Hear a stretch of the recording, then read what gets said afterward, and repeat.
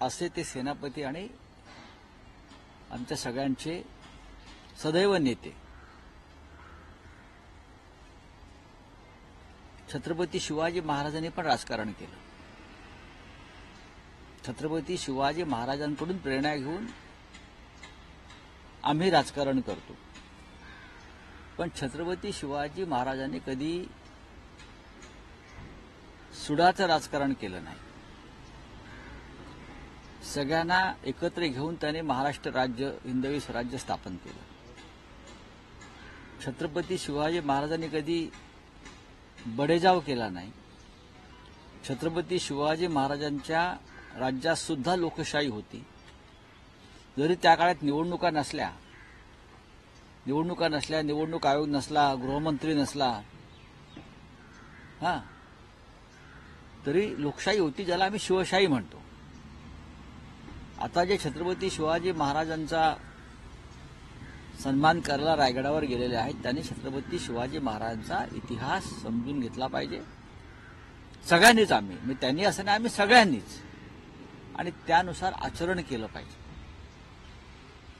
निवडणुका आल्या की आम्ही छत्रपतींच्या मार्गाने जाणार, छत्रपतीवरती विश्वास ठेवणार, ही निवडणूक आल्यावर आपण सांगतो.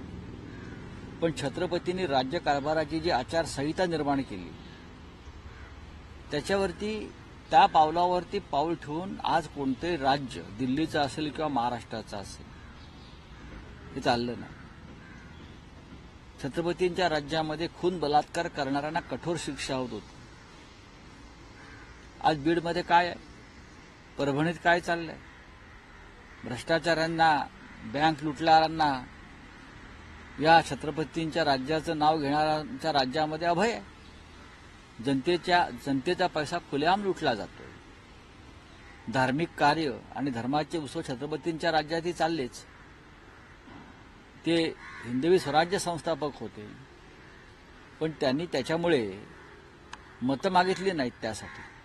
असो, आज छत्रपतींच्या स्मरणाचा दिवस आहे. त्यांचं आम्ही सदैव स्मरण करतो, रोजच स्मरण करतो, एका दिवशी करत नाही. आणि आमचा जो पक्ष आहे, शिवसेना, हा छत्रपती शिवाजी महाराजांच्या प्रेरणेतूनच स्थापन झाला. महाराष्ट्रामध्ये जागोजाग ज्या शिवजयंत्या आम्ही साजऱ्या करतो, ती सुरुवात तर शिवसेनेने केलेली आहे, हिंदुहृदय सम्राट बाळासाहेबांनी केलेली आहे. म्हणजे प्रत्येक शाखेची शिवजयंती, प्रत्येक मंडळाची शिवजयंती हे लोकमान्य टिळकांनंतर मोठ्या प्रमाणात जर कोणी केला असेल तर ते हिंदुहृदय सम्राट शिवसेना प्रमुख बाळासाहेब ठाकरेंनी केलं. पण या राज्यामध्ये छत्रपतींचा पुतळा उद्ध्वस्त झाला मालवणच्या किनाऱ्यावर. या राज्यामध्ये छत्रपतींचा विचार उद्ध्वस्त झाला राज्यकर्त्यांकडून. आणि ह्या राज्यामध्ये छत्रपतींना जी अपेक्षित भूमिका होती, ती आज त्या दिशेने कोणी जाताना दिसत नाही. हे दुर्दैव आहे.